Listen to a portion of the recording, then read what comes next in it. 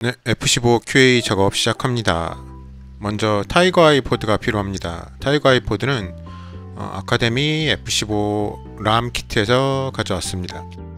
스나이퍼 XR 포드는 아카데미 A10의 불필요 부품으로 들어 있습니다.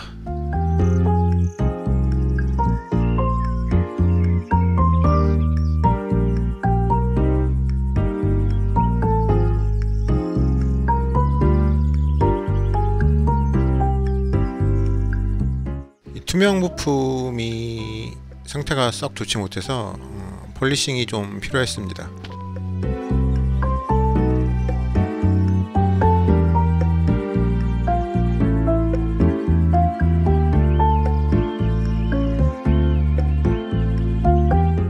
랜턴 내비게이션 보드는 에듀워드 제품입니다.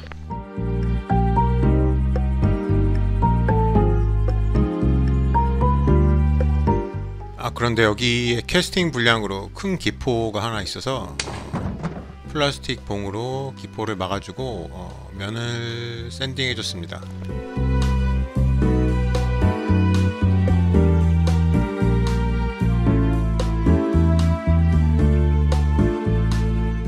에칭 부품 같은 경우에는 이 접착면이 좀 넓으면 접착면을 사포로 좀 샌딩해 주면은 더 단단하게 붙일 수 있어요.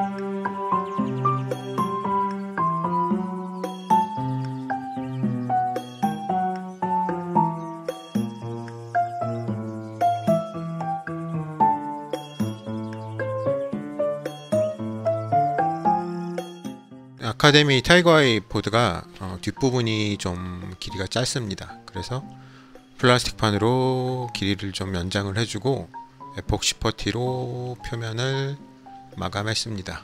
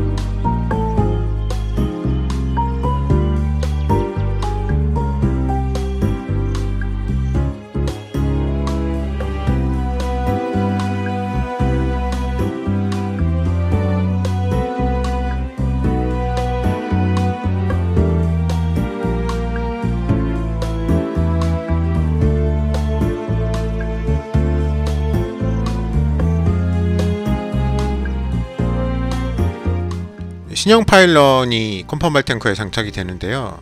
어떤 설명서가 없어가지고 실기사진을 보고 위치를 잡았는데요. 영상에는 녹화가 되지 않았는데 3번 정도 다시 떼었다 붙인 것 같아요. 헤어드라이어로 이런 컴포멀 탱크의 곡률에 맞춰가면서 조금씩 붙여나갔습니다.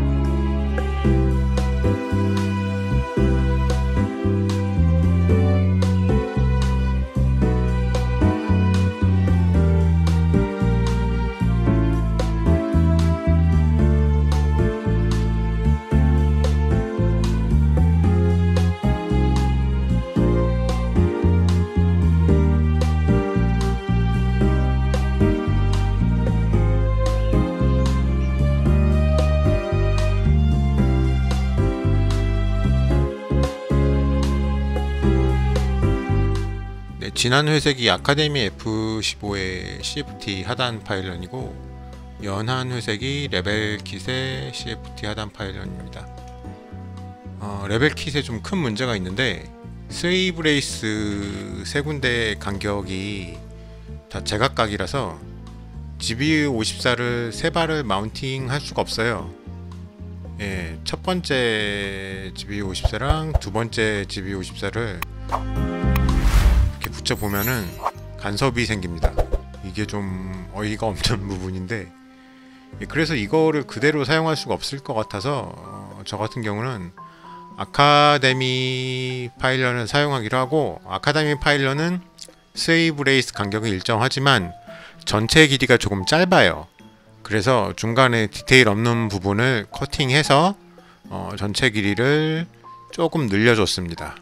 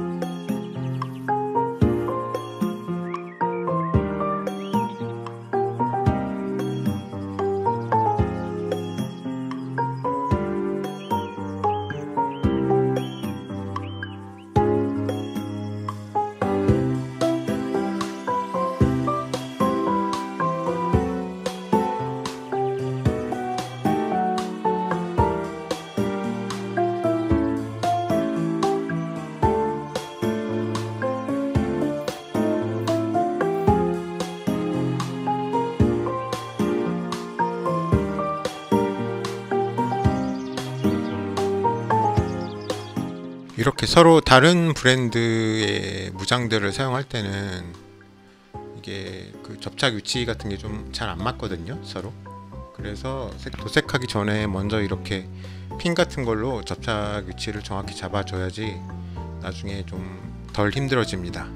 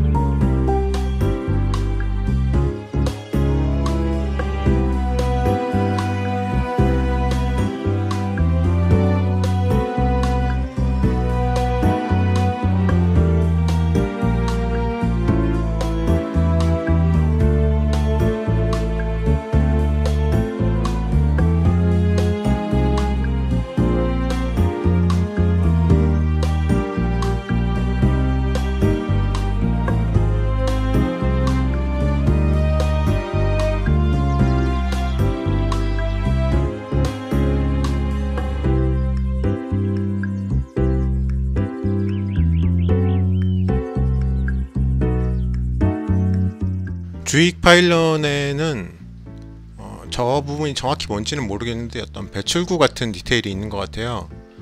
그거를 만들어주고 있고, 주익 파일런은 아카데미 제품을 사용했습니다.